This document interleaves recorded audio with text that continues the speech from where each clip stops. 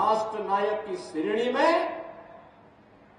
भारत माता के वही सपूत हैं जिनका पूरा जीवन भारत माता के लिए समर्पित था, जिन्होंने घास की रोटी खानी मंजूर की, लेकिन विधर्मियों के सामने झुकना कभी मंजूर नहीं किया। उन राष्ट्र नायकों में महाराणा प्रताप का नाम आता है। जो लोग इन राष्ट्र नायकों को सम्मान नहीं दे सकते, वे किसी मानसिक विकृति के शिकार हैं और उनके उपचार की आवश्यकता है। नायक तो महाराणा है, महाराणा। अकबर नायक नहीं हो सकता। नायक छत्रपति शिवाजी महाराज हैं, औरंगजेब नहीं हो सकता। राष्ट्र नायक की श्रेणी में भारत माता के वही सपूत हैं जिनका पूरा जीवन भारत माता के लिए समर्पित था, स्वदेश और स्वधर्म के लिए जिन्होंने अपना जीवन समर्पित किया, जिन्होंने घास की रोटी खानी मंजूर की, लेकिन विधर्मियों के सामने झुकना कभी मंजूर नहीं किया। उन राष्ट्र नायकों में महाराणा प्रताप का नाम आता है, छत्रपति शिवाजी महाराज का नाम आता है, गुरु गोविंद सिंह जी महाराज का नाम आता है। बहनों और भाइयों, स्वतंत्र भारत में इन राष्ट्र नायकों का आदर्श हम सबकी एक प्रेरणा है और वही प्रेरणा के बल पर हम लोग कुछ कर पाते हैं। और इसीलिए हम कहना चाहते हैं बहनों और भाइयों, इन राष्ट्र नायकों का सम्मान हर हाल में होना चाहिए। जो लोग इन राष्ट्र नायकों को सम्मान नहीं दे सकते, वे किसी मानसिक विकृति के शिकार हैं और उनके उपचार की आवश्यकता है।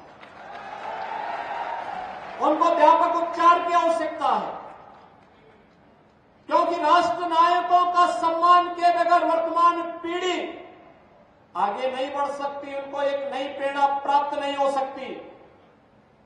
वर्तमान पीढ़ी को प्रेरणा प्राप्त होती है महापुरुषों के जीवन चरित्र से, उनके व्यक्तित्व और कृतित्व से।